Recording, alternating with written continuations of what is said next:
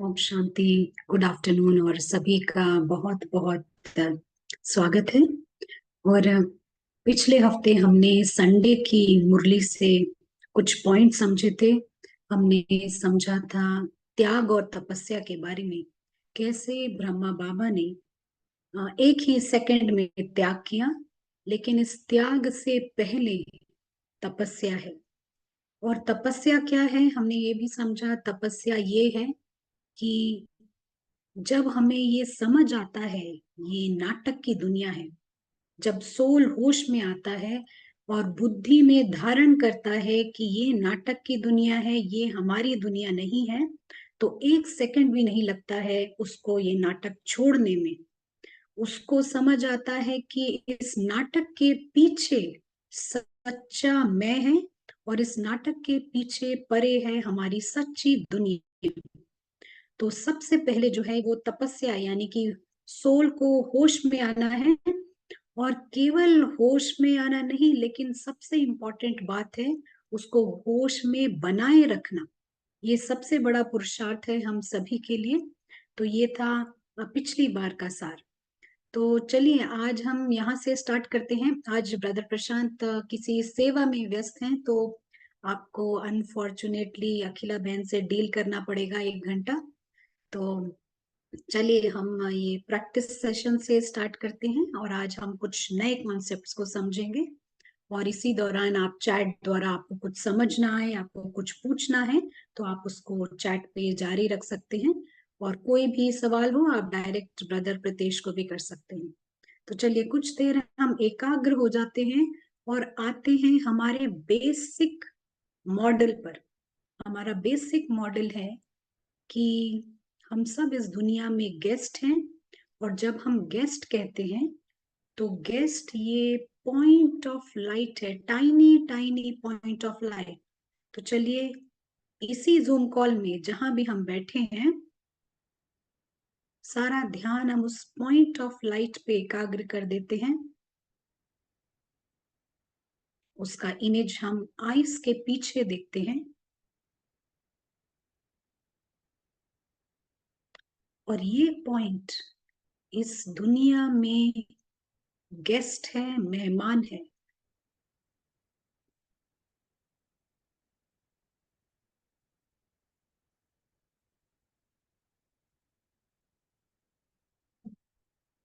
और गेस्ट होने के नाते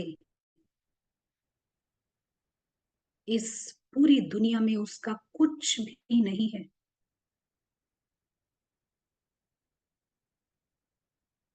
ना वो यहाँ से कुछ लेके जा सकता है और ना ही वो यहाँ कुछ अपना सकता है।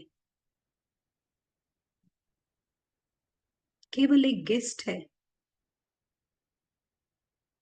और जैसे कोई भी गेस्ट होता है, वो खुश होता है आने के लिए, वो खुश है रहने के लिए, और वो खुश है यहाँ से जाने के लिए भी। सिंपली गेस्ट है।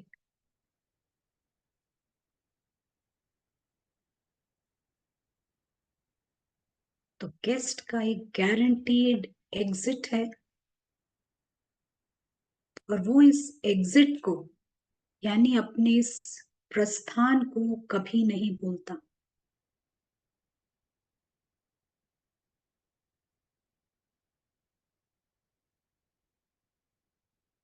वो जानता है कि यहाँ की कोई भी चीज उसकी नहीं है, ना कोई चीज उसकी है, ना कोई व्यक्ति उसका है।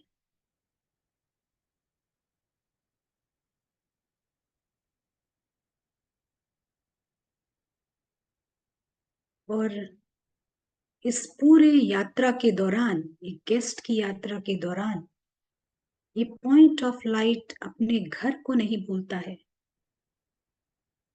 वो जानता है वो इस दुनिया में टूरिस्ट है। वो जानता है वो इस दुनिया में एक ट्रैवलर है।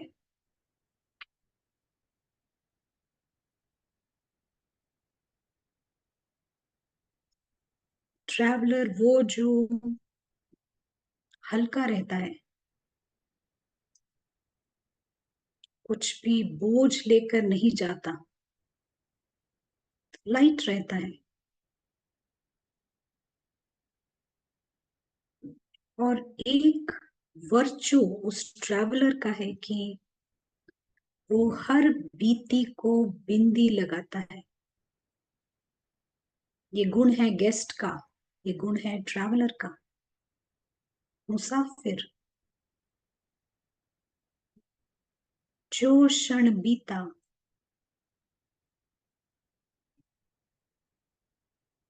वो बिंदी लगाता है, भले ही वो क्षण अच्छा रहा हो ड्रामा के हिसाब से या फिर अनप्लेजेंट।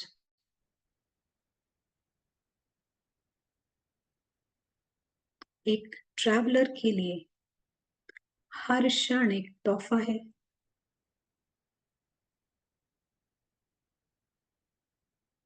तो वो अच्छे मेमोरीज को भी साथ नहीं रखता, क्योंकि उसे आगे का क्षण अनुभव करना है।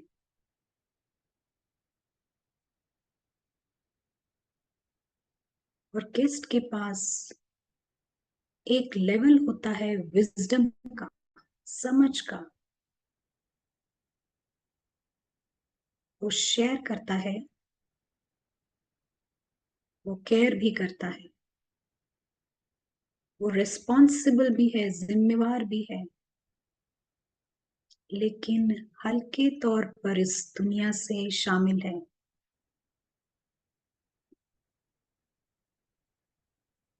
वो जानता है उसका एग्जिट है, वो जानता है अपनी दुनिया को।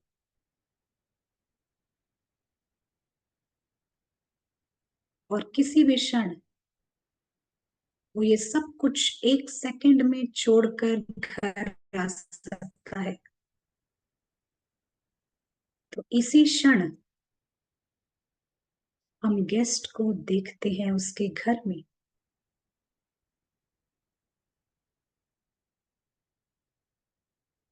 उसका घर है वर्ल्ड ऑफ साइलेंस।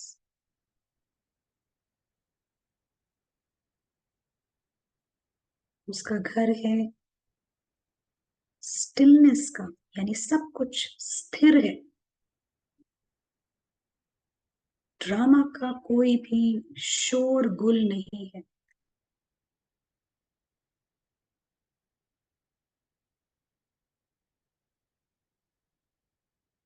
अपने घर पर वो गेस्ट नहीं है, वो खुश है गेस्ट होकर भी, लेकिन घर पर वो प्रिंस है, राजपुत्र।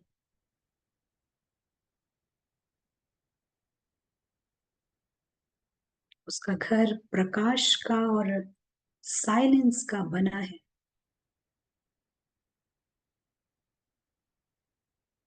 और इस घर में वाइब्रेशंस हैं रहने वालों की। कोई भी जगह फेमस होती है रहने वालों की वजह से, बिल्डिंग्स के लिए नहीं। तो ये घर राजपुत्रों का घर है, जो राजाओं के राजा को बिलोंग करते हैं।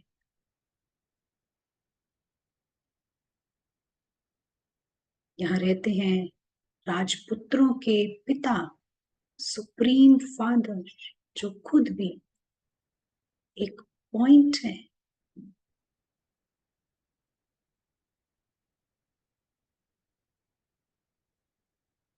और गेस्ट हाउस में सुप्रीम फादर का हीरो पार्ट है,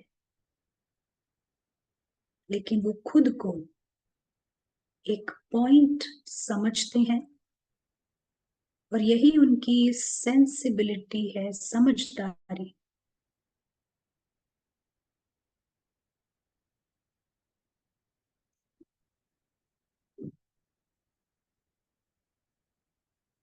ये घर है एटर्नल, अमर लुक। यहाँ कोई भी मृत्यु को प्राप्त नहीं करता।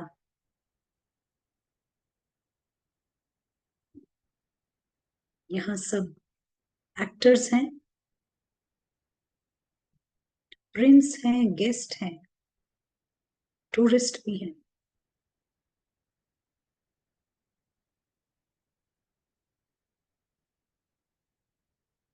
और ये उनकी हॉबी है, वो नीचे समय समय पर जाते हैं और एक्ट करके वापस आते हैं। वे जानते हैं कि नीचे का थिएटर, चाहे कहीं ड्रामा या गेस्ट हाउस, वो अल्पकाल का है और रिपीट करता है।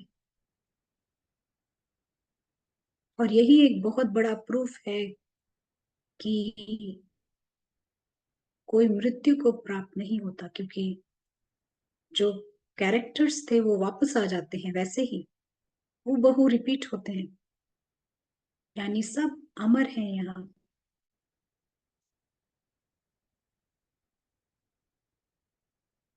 ये है world of light, world of silence. ये दुनिया है उमंग, उत्साह और सेलिब्रेशन की, उत्सव की। हर सेकंड बाय सेकंड यहाँ उत्साह है, उमंग है, उत्सव है। हालांकि ये दुनिया समय से परे है, लेकिन हर क्षण यहाँ साइलेंट सेलिब्रेशन चल रहा है। यानी फेस्टिवल, वर्ल्ड ऑफ फेस्टिवल्स है ये, जहां सबके मन में खुशी है, भीतर से आंतरिक खुशी और खुशी के साथ अथाह प्रेम।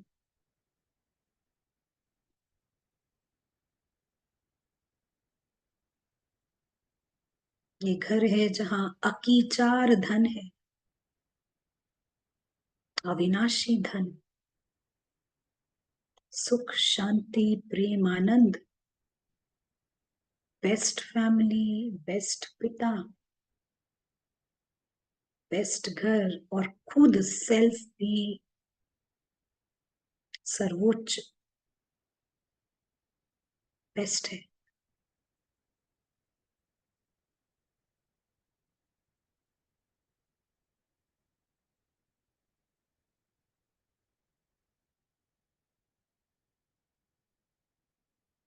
हम वापस इस जूम कॉल की कॉन्शियसनेस में आते हैं,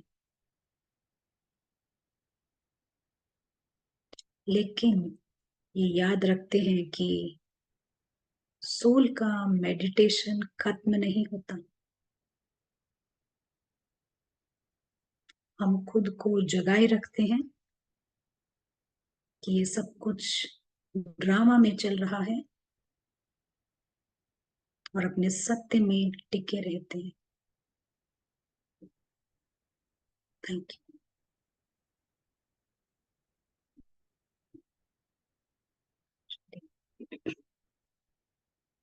आज हम एक टॉपिक डिस्कस करेंगे, और बाबा कई बार ये बात मुरलियों में कहते हैं, और बाबा कहते हैं कि हम सब हैं राज ऋषि।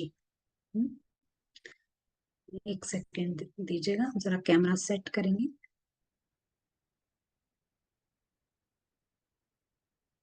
राइट। तो बाबा कहते हैं हम सब हैं राज ऋषि। ये बहुत ही बड़ा टाइटल है किसी के लिए भी। और बाबा हम सभी के लिए ये इस्तेमाल करते हैं ये टाइटल, राज ऋषि का। तो राजा जब हम कहते हैं, राजा यानी कि किंग, रॉयल, और इसको हम कई बार प्रिंस भी कहते हैं।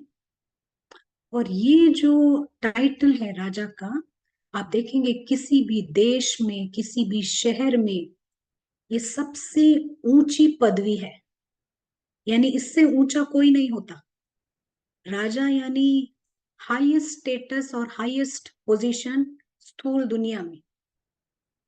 और अगर आप ऋषि की बात करते हैं, तो ऋषि की जब हम बात करते हैं, ऋषि यानी वो जो जिसके पास हाईएस्ट समझ होती है, हाईएस्ट विजडम। राजा के पास हाईएस्ट स्टेटस और ऋषि के पास हाईएस्ट समझ होती है।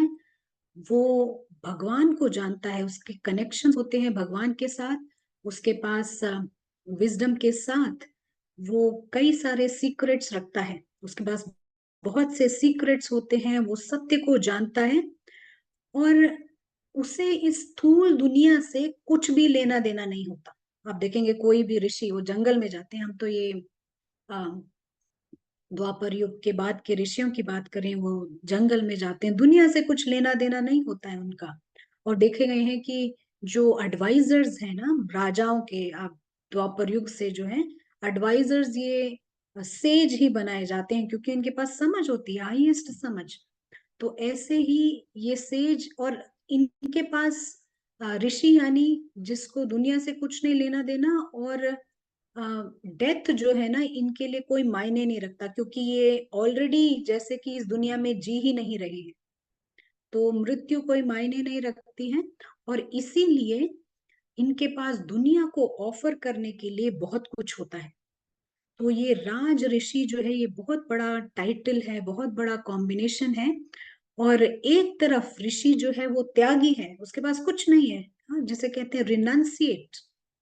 और दूसरी तरफ उसके पास भगवान है, विजडम है, सत्य है। तो आज हम देखेंगे कि बाबा इस टाइटल को कैसे देखते हैं, यानी कि बाबा हमको कैसे देखते हैं, बाबा ने ये टाइटल हमको दिया है। तो जब हम बात करते हैं किसी भी अम, कोई भी प्रेसिडेंट होता है या कोई भी लीडर होता है ना स्थूल दुनिया में, तो अगर ये लीडर पढ़ा लिखा होता है, हाँ, एजुकेटेड होता है, तो ये पूरे कंट्री को बेनिफिट करता है, वो देश ही बड़ा लकी होता है। तो अब जो है ये सेज जो है, ये दुनियावी पढ़ा लिखा नहीं, लेकिन सेज के पास एक दूसरा ज्ञान और ऊंची समझ होती है। तो राज ऋषि यानी वो राजा जिसके पास ऊंची समझ है। आज हम इसको देखते हैं। और राजा बनने के लिए सबसे पहली चीज है, आप अगर किंग बनना चाहते हैं तो पहले आपको किसी छोटे लेवल पे परफॉर्म करके दिखाना होता है। आप देखेंगे। और यहाँ पर जो है हमको एक छोटी प्रयोगशाला मिली है, और वो है हमारे माइंड की प्रयोगशाला। हमारे को इसको रूल करना है, और फिर शरीर और सेंसेस को रूल करना है। आप देखिए, अगर कोई प्रेसिडेंट बनता है ना, पहले उसको न्योता तभी दिया जाता है जब वो छोटे लेवल पे, यानी कहीं स्टेट में गवर्नर रहा हो या सेनेटर रहा हो, तभी उसे प्रेसिडेंट का न्योता दिया जाता है। आप देखेंगे हमारे प्रधानमंत्री भी देखेंगे, तो पहले चीफ मिनिस्टर बन के परफॉर्म किया, और वहां अच्छा परफॉर्म किया, और इसीलिए किंग के लिए आप इनवाइट किए जाते हो, यानी कि प्रधानमंत्री के लिए इनवाइट किए जाते हो। तो आज हम देखेंगे कि ये किस तरह से होता है। आपके सामने एक स्लाइड शेयर करेंगे। हम सभी जो हैं इस जर्नी से गुजरते हैं, आप ये जर्नी देख सकते हैं। हम सभी इस जर्नी से गुजरते हैं, और आज हम इस, आई होप आपको सही से दिखाई दे रहा होगा। एक सेकेंड। ये 3 स्टेप से हम सभी गुजरते हैं। और पहला स्टेप जो है वो ये कि सबसे पहले जो है, जो हैरी नामक एक व्यक्ति, ये हम सबकी कहानी है, जो यहाँ ब्राह्मण है सबकी कहानी है। हैरी नामक व्यक्ति स्टूडेंट बनता है। पहले एक छात्र बनता है, यहाँ का विद्यार्थी बनता है। उसके बाद जो नेक्स्ट स्टेप है, अब ये स्टूडेंट हैरी धारणाएं करता है, सोल को देखता है, सोल का ज्ञान समझता है। ये दूसरा स्टेप है, हम सभी इस स्टेप से गुजरे हैं। तीसरा स्टेप क्या होता है आप बताएंगे? या हमने थोड़ा हाइड कर रखा है, देखते हैं तीसरा स्टेप क्या होगा, आप बताना चाहेंगे? जो पहले यहाँ नहीं सुने हैं, मे बी नए वालों को चांस दिया जाए। तीसरा स्टेप क्या होएगा?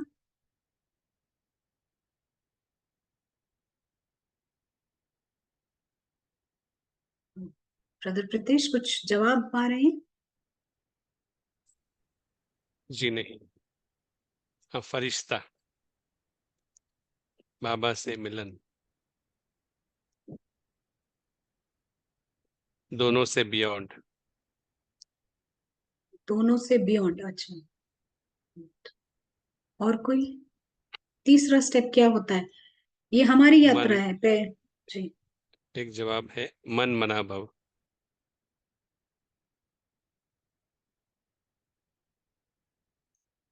चलिए हम देखते हैं तीसरा स्टेप क्या होता है। कोई जवाब इस दौरान आए हो तो बताइएगा, क्योंकि हमें इस स्टेप पर पहुंचना है। इस स्टेप पर पहुंचना है तो ये स्टेप मालूम होना चाहिए हमें। तो ये स्टेप जो है वो ये कि तीसरे स्टेप में ये सोल देखता है हैरी को, यानी आत्मा जागृत होती है। हम्म?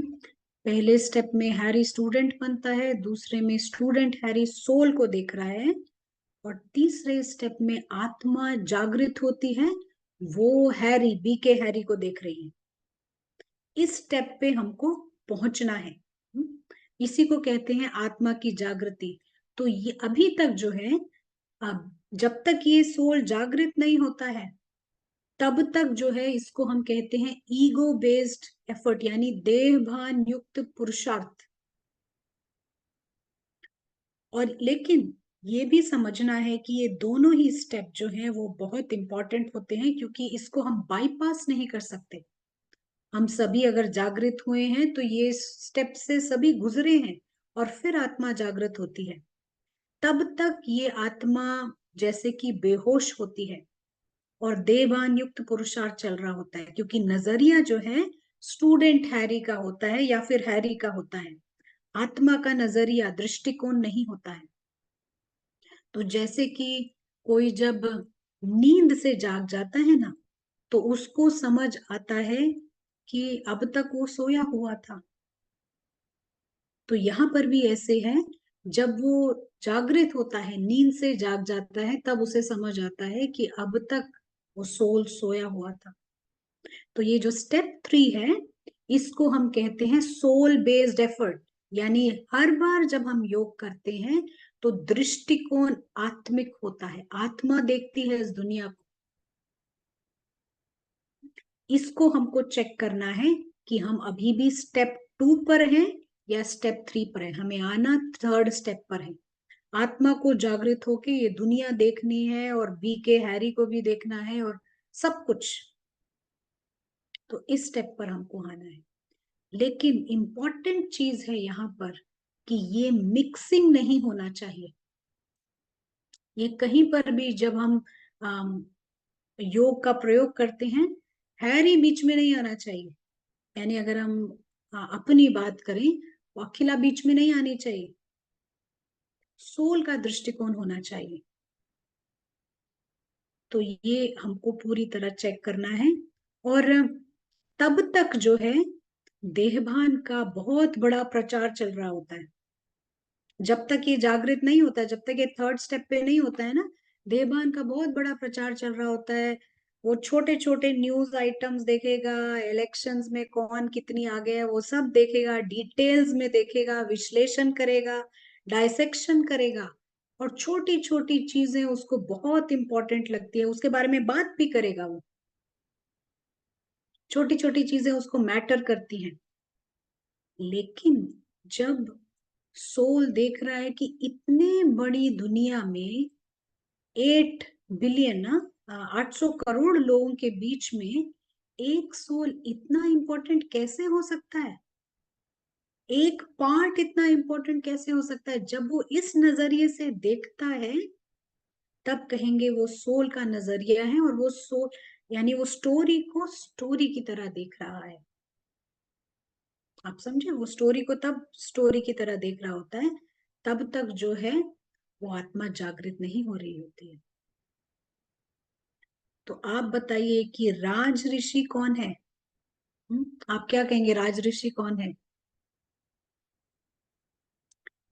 राज ऋषि हैरी राज ऋषि है, हैरी राज ऋषि होगा शायद। क्या कहेंगे आप? जवाब दिया किसी ने, आत्मा। सोल राज ऋषि है।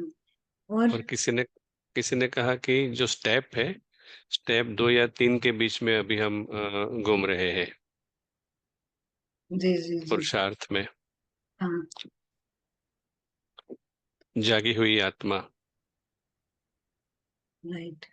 तो ये जो टाइनी टाइनी पॉइंट है ना, ये है राज ऋषि। ये टाइनी पॉइंट राज ऋषि है। और ये जब जागता है, ये समझता है कि इसकी दुनिया अलौकिक है। वो ऐसी किसी भी चीज से नहीं बनी जिस चीज से ये फिजिकल वर्ल्ड बना है। वो समझता है शरीर भी नाटक के लिए बना है, और ये सेंस ऑर्गन्स भी नाटक के लिए बने हैं। वो मिक्स नहीं करेगा। उसको क्लीनली पता है उसकी दुनिया अलौकिक है। और ये प्रिंस जागृत होता है। हम यहाँ देखते हैं फिर से एक बार।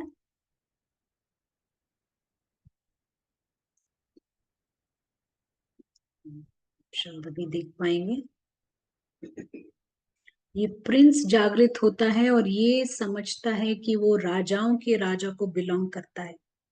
वो राजाओं के राजा को बिलोंग करता है।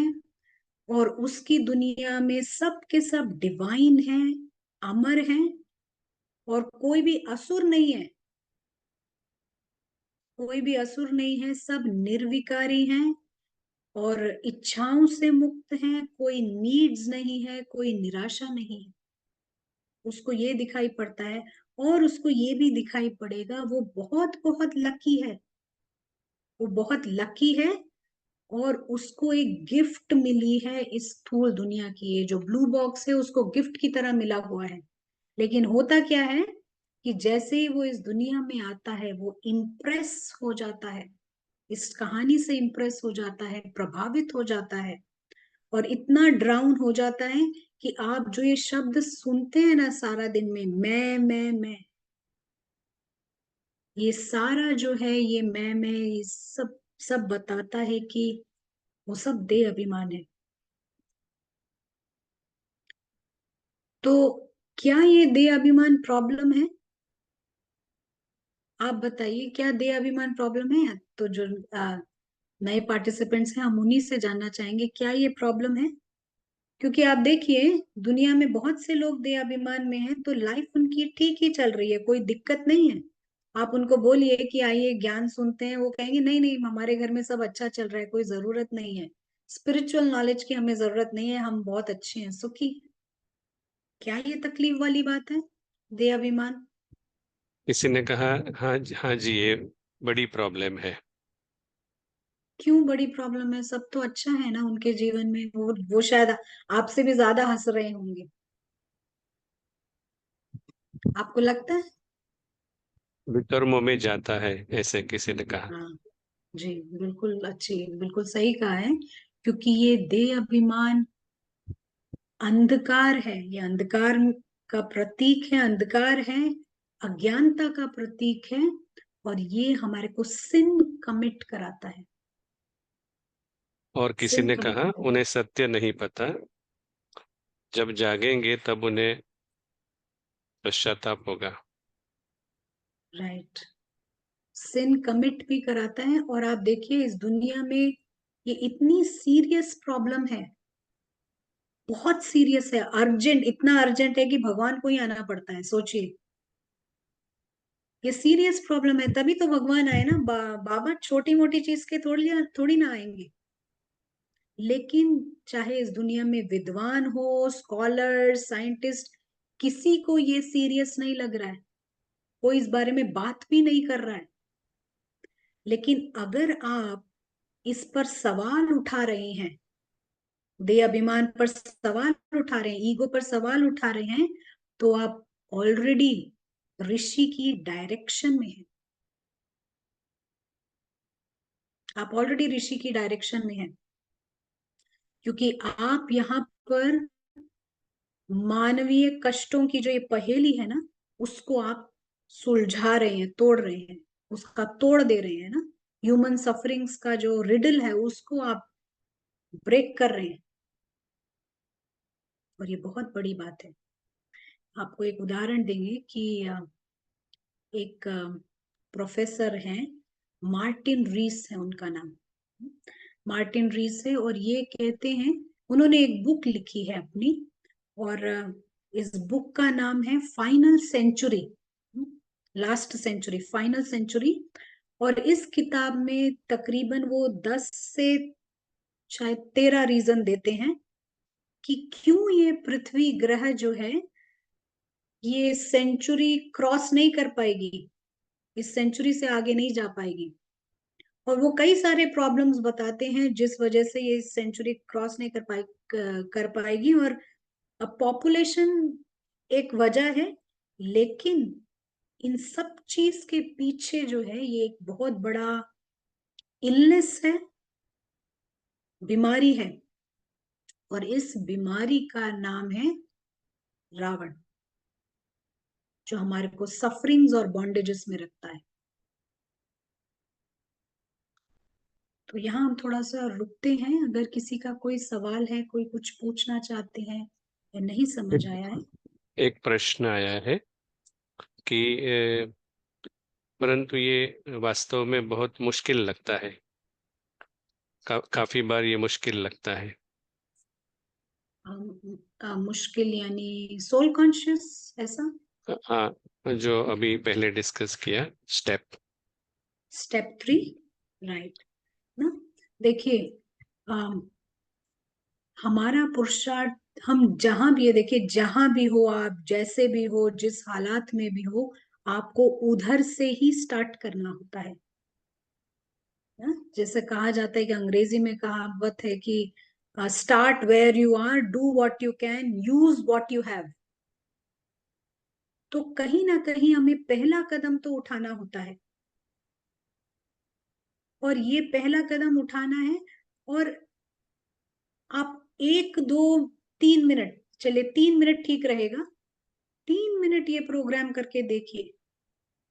ये 3 मिनट का सोल कॉन्शियस स्टेज, पूरी एकाग्रता के साथ जब आप खुद को मेहमान समझ के, टूरिस्ट समझ के, या फिर ट्रैवलर, जितने भी नाम हम यहाँ देते हैं, हम प्रिंस समझ के आप थोड़ी देर भी बंधन मुक्त स्थिति में आइएगा,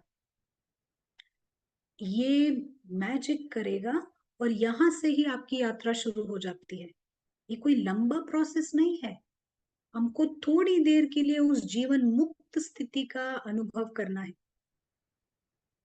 ये बिल्कुल मुश्किल नहीं है। हाँ, शुरू में जब सुनते हैं अरे ये कैसे होगा, लेकिन आप स्टार्ट कीजिए, जहां भी है, जो भी आपके पास है, जितना भी ज्ञान है, ये स्टार्ट कीजिए 3 मिनट्स का। उसका असर लंबे समय तक रहता है। और जिन्होंने ये स्टार्ट किया है, ये उनके खुद के फीडबैक्स हैं, उनके खुद का कहना है कि ये बहुत you know life changing practice है। आपको खुद फर्क नजर आएगा, और ये जो फर्क नजर आएगा ना, ये ही फिर आपका उमंग उत्साह बन जाएगा अगली प्रैक्टिस के लिए। आप इसको करके देखिए। हम लंबा चौड़ा नहीं कह रहे हैं, 3 मिनट 2 मिनट सबके पास होती है, लेकिन केवल हम ये कह रहे हैं कि उस दौरान एकाग्रता, कंसंट्रेशन बहुत इंपॉर्टेंट है। एकाग्रता नहीं है तो क्या कहते हैं ना, माया कहती है 50% ठीक है, 50% ठीक है। 50% में कुछ कुछ मिल जाता है ना, थोड़ी सुख शांति। माया कहेगी 50%, लेकिन ये फुल लाइट नहीं है, ये फुल लाइट नहीं है, क्योंकि इस स्टोरी में कुछ भी कभी भी फेल हो सकता है, ब्रेक हो सकता है। और यहाँ पर जूम कॉल भी अभी जा सकता है अचानक से, कुछ भी हो सकता है। लेकिन जो जगह हुआ है ना, वो स्टोरी को स्टोरी की तरह देखेगा, ये स्क्रिप्टेड है। आप समझ रहे, स्क्रिप्टेड है ये। वो देखेगा, चलिए देखते हैं अगले स्क्रिप्ट में क्या है। वो ऐसे देखेगा, चलिए देखते हैं आज ड्रामा की स्क्रिप्ट में अगला पड़ाव क्या है। वो इस तरह से देखेगा, कुछ भी वो एनालाइज नहीं करेगा, कुछ भी छिन्न भिन्न नहीं करेगा, उसको तोड़ मरोड़ के नहीं देखेगा, लेकिन जो है जैसा है। और यहाँ पर अगर ये कहानी है, अगर आपको इसके बारे में कंसर्न है, फियर है, फुल लाइट नहीं है वो, यानी आप पूरे प्रकाश में नहीं देख रहे हैं। अगर डर है, कंसर्न है उसके बारे में, तो क्या होगा, फुल लाइट नहीं होगा तो छोटी छोटी चीजें बॉदर करेगी। अगर किसी ने आपके शूज के बारे में भी कुछ कह दिया, वो आपको बुरा लग जाएगा। तो इन क्षणों में जो है, हम रावण को श्रिंक करते हैं ना, छोटा करते हैं। तो आप इसको चेक कीजिएगा। इसको कोई भी चीज ऐसे डिफिकल्ट नहीं सोचना है, इस दुनिया में कुछ भी डिफिकल्ट नहीं है। तो ये क्या चीज है, ये तो बहुत ही सिंपलटन प्रोसेस है। आप करके देखिए। जी ब्रदर इसी प्लीज। के इसी के संदर्भ में जिन्होंने ये प्रश्न पूछा था, उन्होंने पूछा है कि कभी कभी, आई थिंक आपने वो बता दिया थोड़ा, कभी कभी हम प्रोग्रेस करते हैं पुरुषार्थ में भी, और अचानक से कोई अनएक्सपेक्टेड सीन आ जाता है। अ, अचानक से कोई सीन आ जाता है तो राइट। देखिए, ये जो ड्रामा में अनएक्सपेक्टेड सीन्स जो है ना, अंत तक नोंदी हुई, एंड तक ये अनएक्सपेक्टेड चीजें आएंगी आपके पास में। लेकिन हमारे को जो चांस मिला है अभी, जितना भी हम इस टाइम को यूटिलाइज कर सकते हैं, आप देखिए, आपको खुद भी पता पड़ेगा शायद 3 महीने पहले से अभी हम डिफरेंट है। अभी हमारा वो माया जो सिचुएशंस पैदा करती हैं, यानी आप थोड़ा सा भी इधर उधर हो जाते हैं तो कुछ ना कुछ आ जाता है। लेकिन हमारा नजरिया जितना हो सके हमारे को ये प्रैक्टिस के दौरान, और आप जो कह रहे हैं अनएक्सपेक्टेड सीन आता है, जब आप प्रैक्टिस और वो ये करते भी कह रहेंगे। रहे हैं कि जब ये सीन आते हैं तो जैसे फेल हो गए ऐसी फीलिंग आ जाती है। देखिए, पिछली बार भी जैसा कहा ना, ब्राह्मण लाइफ जो है गिल्ट का नहीं होना चाहिए, हमको एम्पावर होना है। आप गिरे कोई बात नहीं, हम ये नहीं कह रहे गिरिए, लेकिन आप उठ के फिर से भागिए। और जितना आप ये नॉलेज इम्बाइब करेंगे, धारण करेंगे, प्रैक्टिसेस करेंगे, तो सीन्स भी आपके लिए कोई बॉदरसम नहीं होंगी, इतना आप उनको डील कर पाएंगे। यही ब्यूटी है इस प्रैक्टिस की। आप उसको ड्रामा समझेंगे। जो चीज आपको पहले डिफिकल्ट लगता, जो पहले आपको सहन नहीं होता, अभी आप बड़े आसानी से उसको डील कर पाएंगे। यही है। ऐसा यहाँ पर नूंद है ड्रामा में कि लौकिक से पेपर आएंगे पहले, लौकिक से डील किया, फिर उसके बाद ब्राह्मणों से पेपर आएंगे, ब्राह्मणों से पेपर को डील करेंगे आप, सीनियर से पेपर आएंगे, फिर उससे भी ज्यादा सीनियर से आएंगे। ये सब डील है। लेकिन जो जागृत आत्मा है, वो आराम से स्मूथ सेल करता जाता है। अगर छुटपुट कुछ ऊपर नीचे होता है, लेकिन वो फिर खड़ा हो जाना, ये इम्पोर्टेंट है। कुछ एक और सवाल आए हैं, अभी ले सकते हैं? हाँ जी, हम लोग ये। तो किसी ने बताया कि हम दोनों प्रकार के विचारों को देखते हैं, आत्मिक स्मृति वाले और रोल की स्मृति वाले, परंतु जो ड्रामा के आधार पर विचार आते हैं उसको हम कभी कभी कंट्रोल नहीं कर पाते हैं, मतलब आ जाते हैं। उसके तो लिए क्या भी आप करें, शायद जैसे, उनका ये क्वेश्चन है। राइट ना, तुरंत चेक एंड चेंज, बाबा कहते हैं ना, पता चल रहा है ड्रामा के आधार पर, तो चेंज कर लीजिए, उसी समय चेंज कर लीजिए। ये नया संस्कार पड़ जाएगा। उसके लिए फिर से हम वही कहेंगे, प्रैक्टिस आपकी निरंतर होनी चाहिए, और उमंग उत्साह वाली प्रैक्टिस, परेशान करने वाली, स्ट्रगल वाली नहीं, संघर्ष वाली नहीं। कभी ड्रामा में बोरिंग सीन आएगा, कभी ड्रामा में इंटरेस्टिंग सीन आएगा, कभी सेवा का सीन आएगा, कभी कुछ सेवा नहीं होगी। लेकिन हमारे को निरंतर याद रखना है अपना लक्ष्य, उसको डेस्टिनेशन को याद रखिए, डिस्ट्रक्शन को भी याद रखिए, तो आप पटरी पे सीधे आराम से चल पाएंगे। हम आगे हम जो दो आगे क्वेश्चन है वो कुछ सिमिलर है, हम बाद में ले लेंगे। कि बाद में ठीक है। हाँ हाँ, हम थोड़ा सा कवर कर लेते हैं, फिर बाद में लेंगे। तो हम यही बात कर रहे थे कि माया 50% बोलेगी, 50% में नहीं रुकिए, लंबे समय तक चाहे ना कर पाए लेकिन कम समय पे एक्यूरेट करें, वो बहुत इंपॉर्टेंट है हमारे लिए। तो जो सेज है, ऋषि जो है, वो सत्य को जानता है, और जो सच में रहता है वही दूसरों को भी फॉल्सहुड से बाहर निकाल सकता है। जो खुद ही डूबा हुआ वो नहीं निकाल पाएगा, ये ऋषि दूसरों को बाहर फॉल्सहुड से निकाल सकता है। क्योंकि जो ईगो है, आप देखेंगे जो भी ईगो है, उसका यही काम है कि ये जो दुनियावी अचीवमेंट्स पे वो बहुत खुश होएगा, इंक्लूडिंग सेवा। दुनियावी अचीवमेंट्स पे वो बहुत खुश होएगा, और ये जो है, ये हमारा लक्ष्य नहीं है। दुनियावी अचीवमेंट्स एक तरफ है, लेकिन हमारे को जो अचीव करना है वो ये कि हमारे भीतर के रावण को निकाल कर वो ट्रू राज ऋषि को एक्सपीरियंस करना है, ये बहुत इंपॉर्टेंट है। तो यहाँ पर जो है, कई लोग पूछते हैं कि ये जो कलयुग का जो नेगेटिव सीन्स चलते हैं उसको कैसे हम डील करें। ना सबके जीवन में कुछ ना कुछ अब कलयुग में है, कलयुग की सीन्स आती हैं। हमारे को तकलीफ तभी होती है जब हम बिगर मैप नहीं देख रहे होते हैं, कंफ्यूजन होता है, तभी हम सौरों में आते हैं। ये कहने के लिए नहीं है, लेकिन सभी को प्रैक्टिस करके अपने जीवन में उतारने के लिए। अब देखिए, मान लीजिए एक गाड़ी है, आप गाड़ी को देखते हैं तो ओवरऑल गाड़ी को देखते हैं ना, उसका बॉनेट सुंदर है, कार की सीट्स बहुत अच्छी है, स्टीयरिंग बहुत अच्छा है, पीछे सामान रखने का डिक्की बहुत अच्छा, सब कुछ बहुत अच्छा है, हम ऐसे देखते हैं।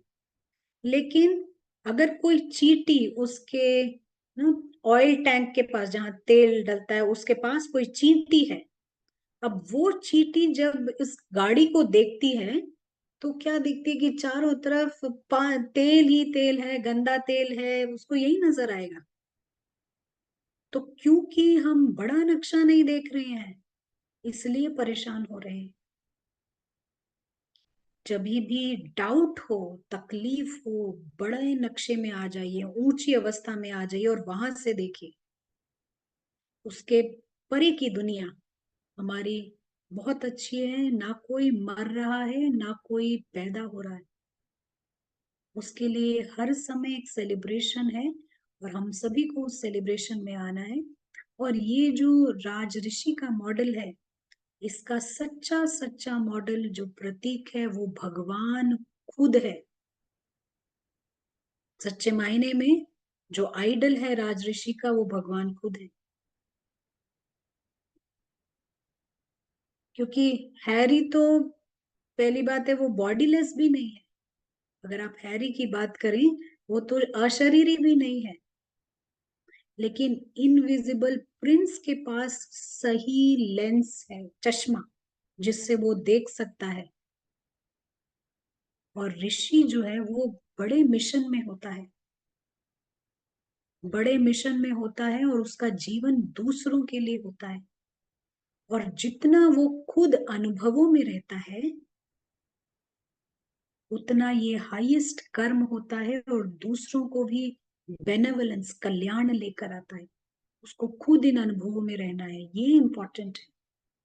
जब हम सेवा की बात करते हैं, दूसरों में अटेंशन देते नहीं, हमारे को खुद पे अटेंशन देना है, ये ऑटोमेटिक सेवा का रूप ले लेगा। ये बहुत इंपॉर्टेंट है। तो यहाँ पर हम, एक छोटा सा पैराग्राफ है बाबा का, बाबा की मुरली से इसी संदर्भ में है, आप इसको सुनिएगा, बहुत इंपॉर्टेंट लगा तो हम यहाँ इंक्लूड करेंगे इसको। ये मुरली है 7 अक्टूबर 75 की मुरली है, 1975, 7 अक्टूबर। इसके तीसरे पैराग्राफ में बाबा कहते हैं, राजऋषि की पहली निशानी पुरानी दुनिया की किसी भी व्यक्ति व वैभव से संकल्प मात्र व स्वप्न मात्र भी लगाव नहीं होगा। वो डैंगल नहीं करेगा ना, ऊपर भी है नीचे भी है, दोनों नाव पे पैर रखा है, डैंगलिंग नहीं, लटकना नहीं, एक तरफ। सदा स्वयं को कलयुगी दुनिया से किनारा करने वाले संगम युगी समझेंगे। दूसरा पॉइंट है, सारी सृष्टि की आसुरी आत्माओं को कल्याण और रहम की दृष्टि से देखेंगे। सोल्स है ना सभी, लविंग और लवली सोल्स। रोल को छोड़िए, सोल तो लविंग है, उस पर हमें रहम आना है, रहम की दृष्टि आनी है।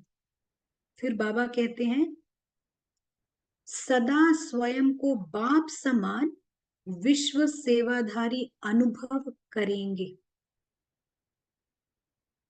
हर परिस्थिति व परीक्षा में सदा स्वयं को विजयी अनुभव करेंगे। हो सकता है बीच में कभी हमारे पास फेलियर आ जाता है, लेकिन उस टाइम हम ये ध्यान रखें कि हमारा एंड रिजल्ट सक्सेस है। ये जितने भी सोल्स दिख रहे हैं आपको, हो सकता है कभी लगा हो किसी के प्रति, ये कैसे आएगा ज्ञान में, ये कैसे सच्चाई में आएगा, लेकिन बाबा जानते हैं, वो निश्चय बुद्धि है कि सब अल्टीमेटली आएंगे। तो वो निश्चय बुद्धि होकर रहता है और विजय मेरा जन्म सिद्ध अधिकार है ऐसा समझता है। ऐसा अधिकारी स्वरूप समझकर हर कर्म करेंगे। सदा त्रिमूर्ति तख्तनशी अनुभव करेंगे।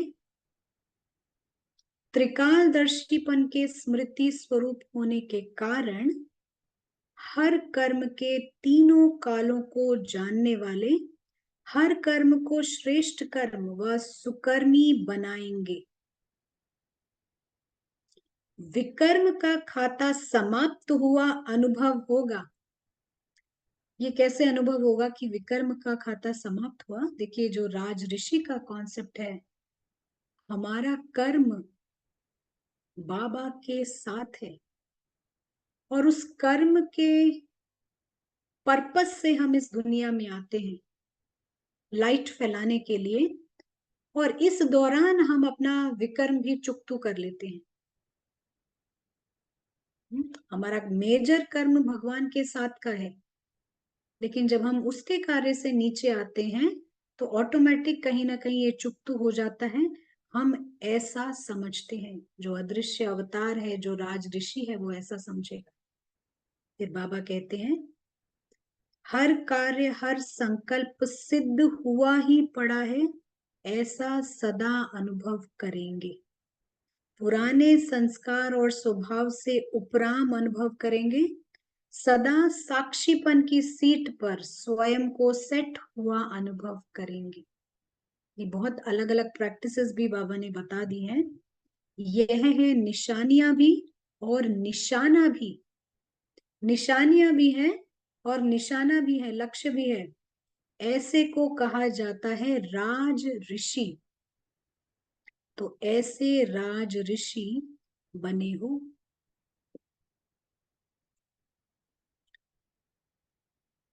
तो जो राज ऋषि है, वो एक तरफ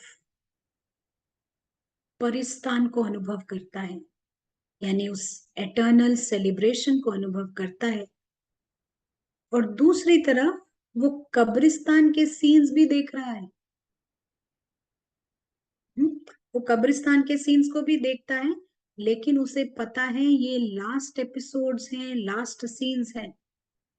और आप सभी जानते होंगे कि कोई भी ड्रामा या फिल्म का लास्ट सीन चल रहा हो ना, तो ऑलरेडी लोग जो हैं एग्जिट गेट की तरफ उनका जो है नजर रहता है, और वहां से ऑलरेडी उठ के जाने की तैयारी में होते हैं वो।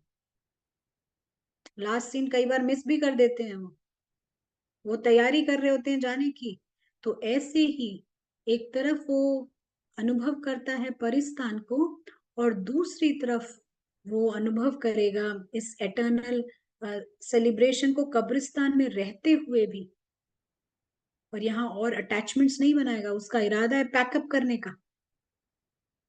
तो इसी संदर्भ में बाबा कई बार कहते हैं डबल स्वराज्य। हाँ, आज हम दिखाते हैं यहाँ पर बाबा कहते हैं डबल स्वराज्य की बात करते हैं। डबल स्वराज्य यानी कि सबसे पहले हम देखेंगे कि ये ऋषि माना, ये सारी क्वालिटीज,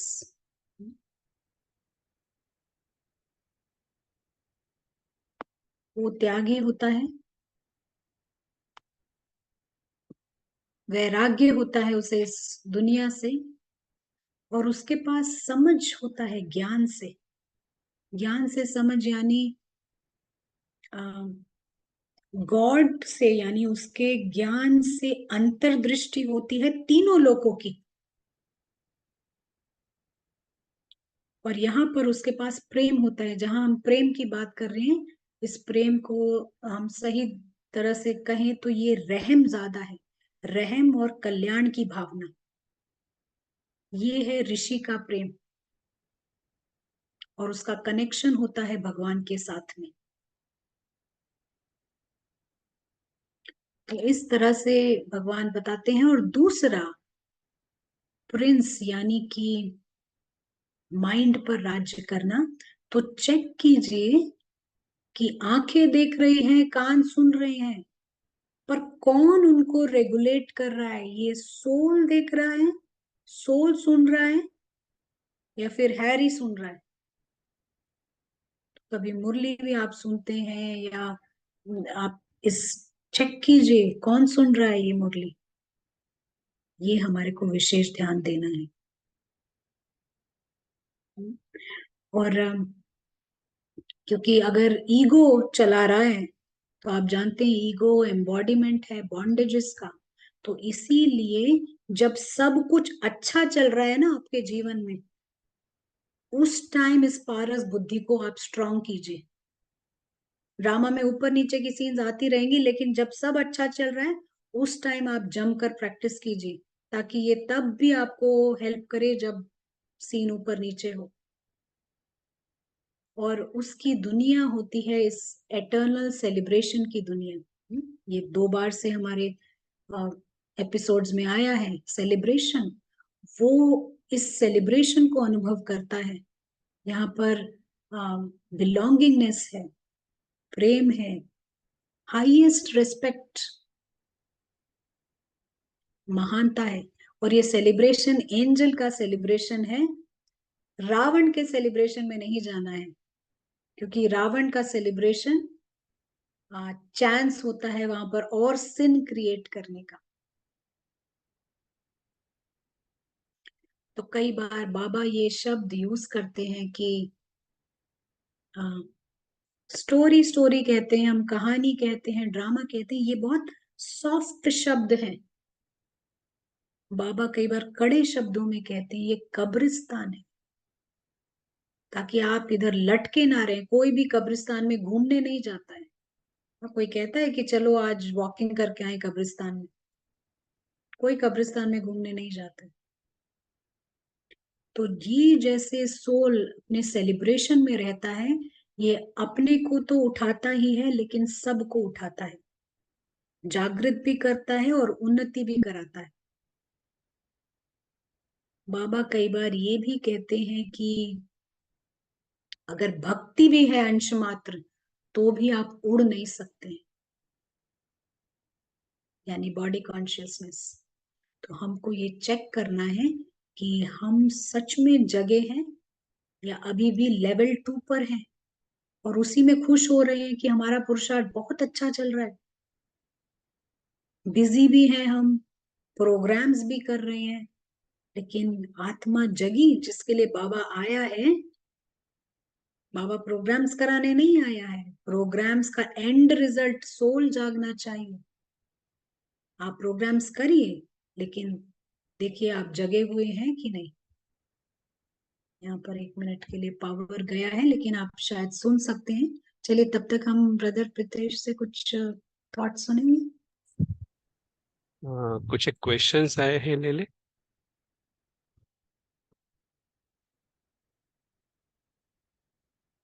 हम पहले आपसे सुनते हैं, फिर ठीक है। ओके। क्वेश्चंस।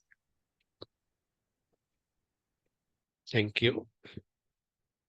तो जैसे आज बताया शुरुआत में, जो स्टेप्स है, ईगो बेस्ड क्या होता है और सोल बेस्ड एफर्ट क्या होता है। तो शुरू शुरू में हम जब ये अभ्यास करते थे तो समझ में नहीं आ रहा था कि ये स्विच ओवर क्या है। लेकिन जब ये 4 स्टेप बार बार थोड़ा थोड़ा अभ्यास किया, तो जैसे धीरे धीरे ज्योति जगती है, ऐसा एक अनुभव हुआ।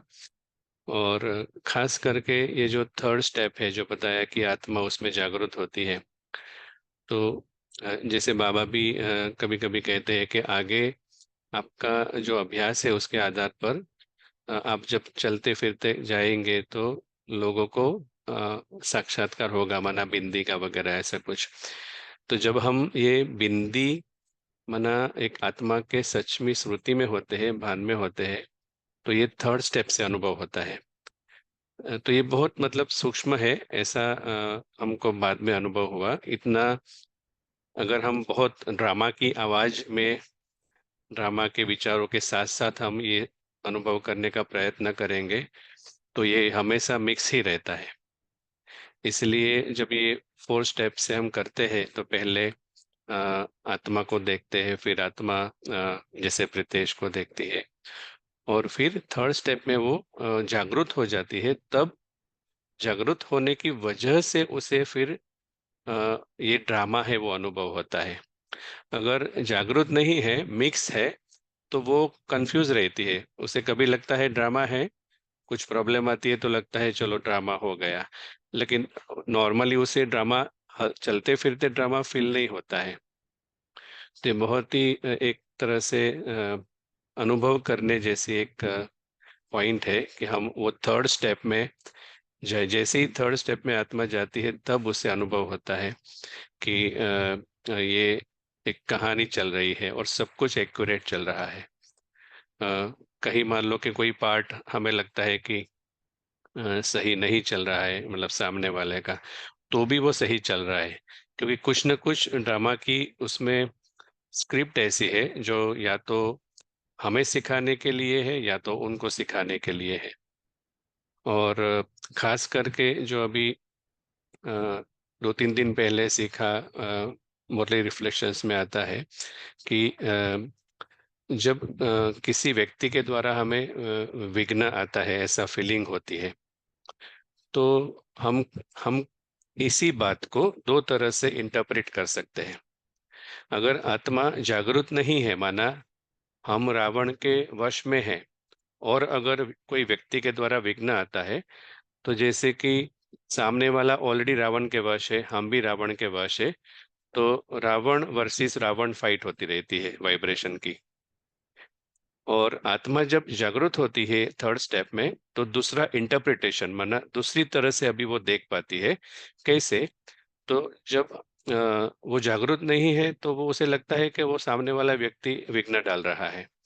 लेकिन जब आत्मा जागृत हुई, अब वो इसी सीन को देखती है कि सामने वाले जो व्यक्ति है वो आत्मा अलग है, वो निर्दोष है, लेकिन अभी वो आत्मा बेहोश है, और रावण उसका मन उपयोग करके रावण मुझे विघ्न डाल रहा है। तो पहले हम कहते थे वो व्यक्ति विघ्न डाल रहा है, लेकिन जागृत होते हैं तो हमें लगता है कि वो रावण के वश है, और उसका जो रावण है वो मुझे परेशान कर रहा है। और जब ये समझ में आता है तो सबसे पहले बाद में ये समझ में आता है कि अच्छा, तो वो रावण परेशान कर रहा है, लेकिन वो आत्मा तो बेहोश ही है, तो उसको तो उसी का रावण 100% परेशान कर रहा है। हमें शायद 10% परेशान कर रहा है, लेकिन उसे तो 100% परेशान कर रहा है।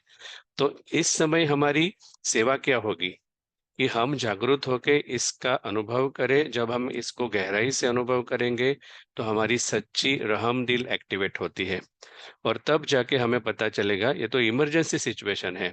पहले हमें लगता है कि मुझे विघ्न डाला, मुझे ऐसा कहा, तो हम उसी में फंसे रहते हैं।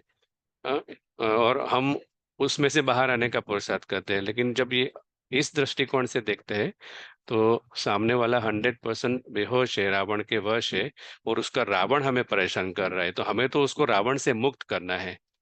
तो इस तरह से ये थोड़ा और अनुभव हुआ पिछले 2-3 दिन में। ओम शांति। Thank you.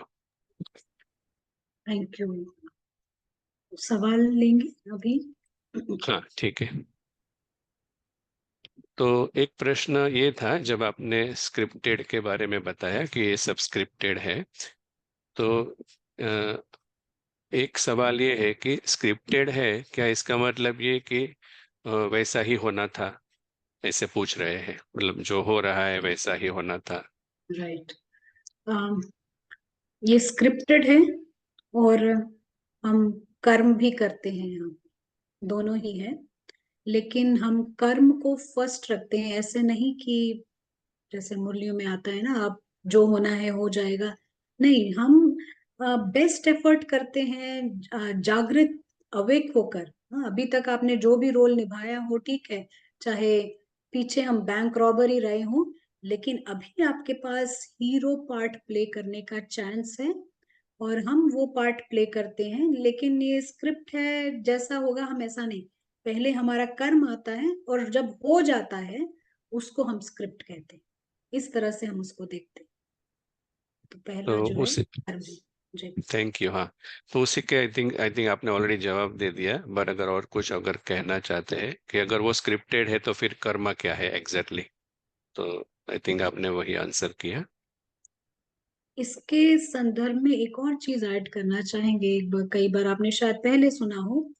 अब जैसे मान लीजिए कोई बच्चे हैं, हाँ, बच्चे कुछ मूवी देख रहे हैं, 3 डायमेंशनल मूवी है, 3D मूवी, और उसको देखकर वो डर रहे हैं।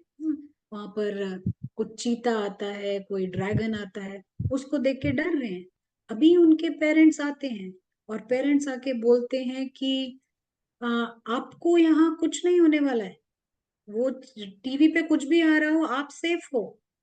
तो जब उनको ये समझ आ जाती है कि वो बियॉन्ड हार्म है, उनको कुछ भी हार्म नहीं करने वाला है, तब वो उसी ड्रामा को खुशी खुशी देखते हैं। हम्म। तो एग्जैक्टली exactly आपने जो पूछा शायद ये वो नहीं होगा, लेकिन हम यहाँ ऐड करना चाहते हैं कि जब भगवान आते हैं तो ड्रामा वही रहता है, लेकिन हम जिस नजरिए से देखते हैं वो नजरिया बदल जाता है। अब उसी ड्रामा को हम खुद ही चश्मा लगा के एंजॉय करके देखते हैं, एंटरटेनमेंट की तरह। अब डरते नहीं हैं। हम यहाँ पर ये ऐड करना चाहेंगे। अगर उनका कोई और उनको कुछ ऐड करना है तो आप पूछ सकते हैं। हाँ, तो जिन्होंने वो प्रश्न पूछा है, अगर आपको उसमें कुछ ऐड करना है, क्लियर नहीं है, तो जरूर बताइए। आगे का सवाल है कि सेवा के बारे में कंसर्न रहता है तो क्या करें। हाँ, हम ऐसा समझते हैं कि हमको सेवा का कंसर्न वही है। आप होश में आइए। हाँ, होश में आइए और होश में रहिए। ये सबसे बड़ी सेवा है। और जैसा आपका स्टेज होगा ना, आपको बाबा वैसे यूज कर लेगा। हम्म। देखिए, एक लैपटॉप है, वो लैपटॉप ज्यादा यूसेज का नहीं होता है, थोड़ा बहुत फंक्शंस कर सकता है। हाँ, तो उससे उतना ही फंक्शंस लिया जाएगा। लेकिन एक बहुत अच्छा हाई टेक है, तो उससे ज्यादा फंक्शंस लिए जाएंगे। हम ऐसा समझते हैं, उसके बारे में हमको चिंता नहीं करनी है।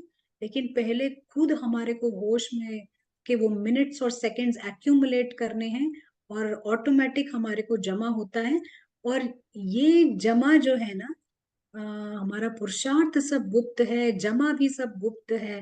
हाँ, हमारा जो प्रारब्ध सब कुछ गुप्त है। कई बार ऐसे दिखाई पड़ता है कोई ज्यादा सेवा कर रहा है, लेकिन सेवा सब कुछ आप कितने जगह हैं उस पर डिपेंड करता है।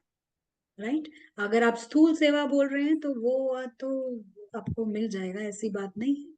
लेकिन हमारी सबसे ऊंची सेवा हमें देखनी है। ठीक है, थैंक यू। तो आगे एक सवाल है, आई थिंक वो भी रिलेटेड है कि जो कर्मा संगम युग पर है, संगम युग पर जो हम कर्म कर रहे हैं, तो क्या इसका मतलब सिर्फ आत्मा को अवेकन करना यही पुरुषार्थ है, यही मुख्य पुरुषार्थ है? श्रेष्ठ कर्म करना ये पुरुषार्थ है। श्रेष्ठ कर्म होगा जब हम जगे हुए होंगे। अभी तक तो जगे ही नहीं थे ना। आत्मा को थर्ड स्टेज में लेके आना है, ये है बेस्ट कर्म। तो यहाँ हमारे को बाबा आके ये विधि बताते हैं। आप देखिए दुनिया में कित पुण्य कर्म करने का लोगों में बड़ा एंथुजियाज्म रहता है। अभी भी इस दुनिया में भी चैरिटी करते हैं, किसी की मदद करेंगे और उसमें प्राइड भी लेते हैं, इतना उनमें जज्बा होता है। लेकिन सच्चा पुण्य कर्म क्या है, वो परमात्मा हमको आके सिखाते हैं। सोल लेवल से किया हुआ कर्म जिसमें पद्मा पदम गुना हमारा भाग्य है, ये श्रेष्ठ कर्म है।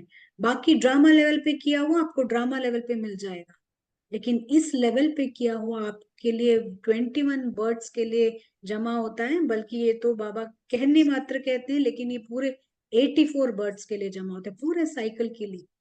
तो यहाँ हमारे को कोई लैक्सिटी नहीं होना चाहिए। ये आवाज नहीं आ रही। क्या सभी को नहीं आ रही? अभी ठीक है, नाउ इट्स फाइन। ओके। और 3-4 क्वेश्चन है, अभी लेंगे कि कैसे करें? अगर समय भी हो शॉर्ट रहा है है। तो हाँ, शॉर्ट है तो आई मीन आपको ठीक है, लगता है तो मे बी एक क्वेश्चन ले लेते हैं, ठीक है। बाकी के हम नेक्स्ट टाइम ले जी सकते हैं। जी। क्वेश्चन ये है कि रिसेंटली यह अभ्यास मतलब शुरू किया है, थोड़े ही समय पहले, और एक अनएक्सपेक्टेड सीन सामने आया है। तो क्योंकि प्रैक्टिस अभी अभी ही की है, तो वो इस दृश्य से बाहर नहीं आ पा रहे हैं, और उसके उनके उनका जो मन है वो जैसे कि अ, फंस रहा है उसमें। तो उसमें आप कुछ गाइड करेंगे? एक ही गाइडेंस देना चाहेंगे आप, स्टेप 3 पे आइए। जहां जिस सिचुएशन में भी हैं आप, उस सिचुएशन के बीच में ही एक जंप लीजिए। यही एकमात्र सॉल्यूशन है। आप यहाँ से जंप लीजिए। और आप दुनिया लेवल पे आप समझिए, कोई भी चीज परमानेंट नहीं है यहाँ पर, वो भी पास हो जाएगी। कोई भी यहाँ पर चीज परमानेंट नहीं है। जब बड़ी बड़ी चीजें परमानेंट नहीं होती, तो जो भी आपके जीवन में आया है परिस्थिति, वो भी परमानेंट नहीं है, वो फास्ट पास हो जाएगी। इस स्टेप पर आएंगे तो आपको और भी जल्दी राहत मिलेगी।